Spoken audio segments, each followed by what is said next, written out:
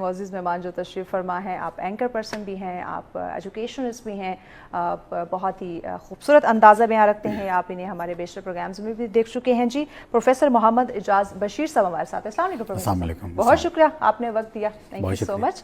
Professor صاحب آپ سے جاننا چاہوں گی کہ اس وقت ہمارے جو نظام تعلیم ہے اس میں آپ کیا کیا خامیاں دیکھ رہے ہیں، کہ کیا کیا ایشوز آ رہے ہیں جو ہم اپنے نظام تعلیم کو بہتر نہیں کر پا رہے؟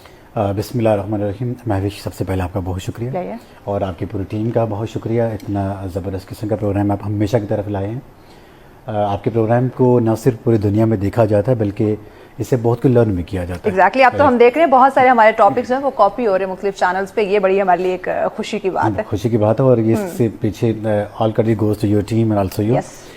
بہت ہی زبردست قسم کا ٹاپک آج آپ نے اس کے اوپر ہمیں مدعو کیا ہے۔ دیکھیں کہ کسی بھی معاشرے میں جب ہم ایجوکیشن کی بات کرتے ہیں تو ایک چیز ہمارے پاس سب سے پہلے آتی ہے کہ ہمارے ملک پاکستان میں ایجوکیشن کی کوئی کمی ہے ہی نہیں۔ ہمارے یہاں اگر کوئی کمی ہے تو وہ ہمارے یہاں تربیت کی کمی ہے۔ اور دوسری بات یہ ہے کہ جو ایجوکیشن کسی بھی معاشرے کا، میں یہ سمجھتا ہوں کہ مین تھیم ہے، پلر ہے اس کی پروگریس کے لیے، لیکن یہاں پہ میرٹ کی بات سب سے اہم ہوتی ہے۔ ٹرو، چاہے اگر آپ کی ریکروٹمنٹ، اگر آپ کے ٹیچرز کی ہو، اگر جس معاشرے میں اگر آپ کے پاس میرٹ نہیں ہے۔ جی پروفیسر صاحب بریک لینی ہے، بریک کے بعد اس پہ بات کرتے ہیں۔ میرٹ کے حوالے سے جو کہ ڈسکشن کی جا رہی ہے بڑا امپورٹنٹ ہے یہ بھی۔ پروفیسر اعجاز صاحب بات کر رہے تھے میرٹ سسٹم کے حوالے سے، بات مکمل کر لیں۔ تھینک یو سو مچ۔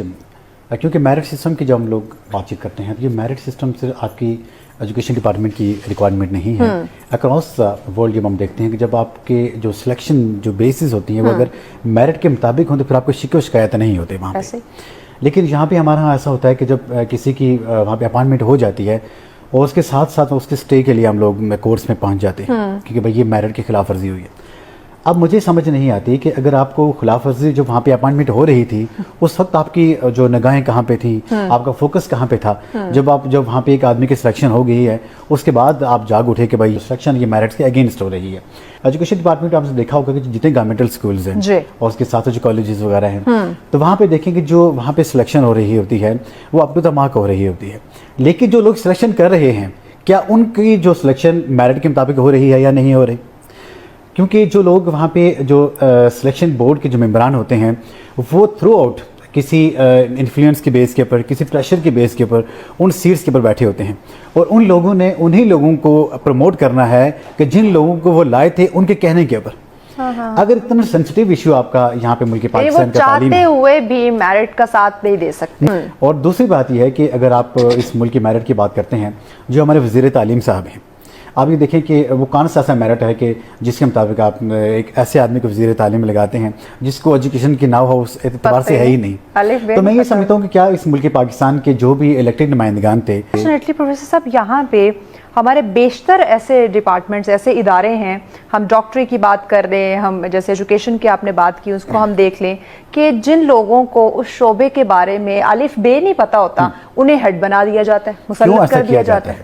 اسی لیے کیا جاتا ہے کہ دوسروں کو نوازنے کے لیے، کیونکہ جو لوگ ان کو لاتے ہیں اس طرح تو ہم کبھی بھی توقع نہیں کر سکتے کہ ہمارا پھر نظام جو ہے وہ بہتر ہوگا، وہ تو دن بدن اور بگاڑ کر جو آج کل جو ہمارے ملک کا جو آپ کے سامنے جو نظام ہے، جتنے بھی یہاں پہ ایک افراتفری کا عالم ہے، اور یہاں پہ ینگسٹر، میں یہ سمجھتا ہوں کہ جو پڑھے لکھے جو بچے بچیاں یونیورسٹی سے، کالجز وغیرہ سے فری ہوتے ہیں، ان کے ہاتھ میں ڈگریز ہوتی ہیں، جب ان کو کہیں پہ اپائنٹ کیا جاتا ہے 30,000 35,000 سے زیادہ ان کو نہیں پے کیا جاتا۔ اب دیکھیں کہ ایک فیملی اپنے مطلب بھوک برداشت کر کے اپنا پورا بجٹ ڈسٹرب کر کے، تو وہی اگر میں یہ سمجھتا ہوں کہ جو ہمارے پرائیویٹ اسکول کالجز وغیرہ ہیں ان کے بارے میں جب ہم لوگ یہاں پہ بات کرتے ہیں کہ جو ان کا جو سٹاف ہوتا ہے ہائیلی کوالیفائڈ ہوتا ہے، لیکن جب ہم ان کو پیمنٹس کی بات کرتے ہیں، کہ سیلریز کی بات کرتے ہیں، تو شاید کوئی ایسا اسکول، شاید کوئی ایسا ایک جو ڈیلی ویجر ہوتا ہے اس کی سیلری سے بھی کم کر کے ہم ٹیچرز کو پے کرتے ہیں جو اس کام کا معمار ہوتا ہے۔ اب ایک ٹیچرز کو جب آپ اتنا کم پے کریں گے تو میں یہ سمجھتا ہوں کہ پھر وہ کس اٹینشن کے تحت آپ کے بچوں کو پڑھائے گا۔